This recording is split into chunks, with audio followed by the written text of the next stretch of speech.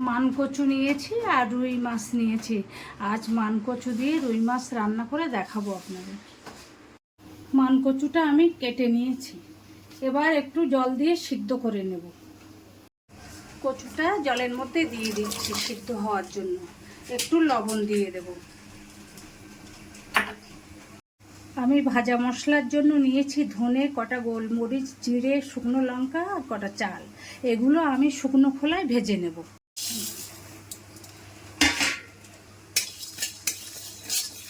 সিদ্ধ হয়ে গেছে, তুলে নিচ্ছি।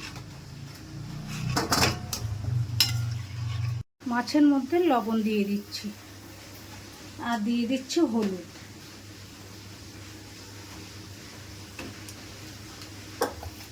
মাছগুলো কড়াইতে তেল দিয়ে দিচ্ছি।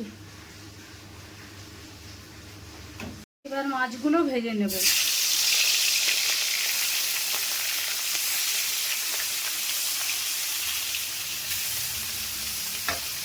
মাছগুলো ভাজা হয়ে গেছে, তুলে নিচ্ছি।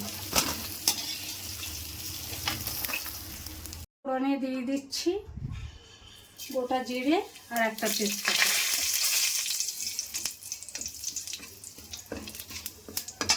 এবার পেঁয়াজগুলো দিয়ে দিচ্ছি।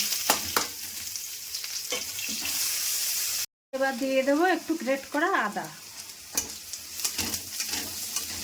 দিয়ে দিচ্ছি একটু জিরে গুঁড়ো আর একটু ধনে গুঁড়ো।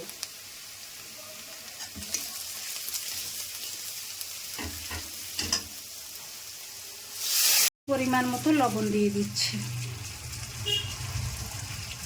দিচ্ছি হলুদ। সিদ্ধ করা মানকচুটা দিয়ে দিচ্ছি।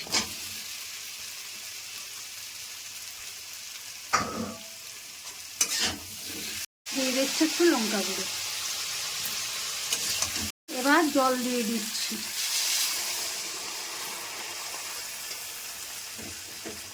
এবার ঢাকা দিয়ে দেব।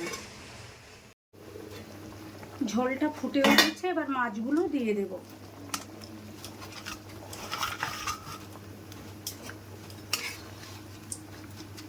মানকচু দিয়ে রুই মাছের তরকারিটা আমার হয়ে গেছে। এবার ওপর থেকে যে ভাজা মশলা করে রেখেছিলাম সেটা দিয়ে দিচ্ছি।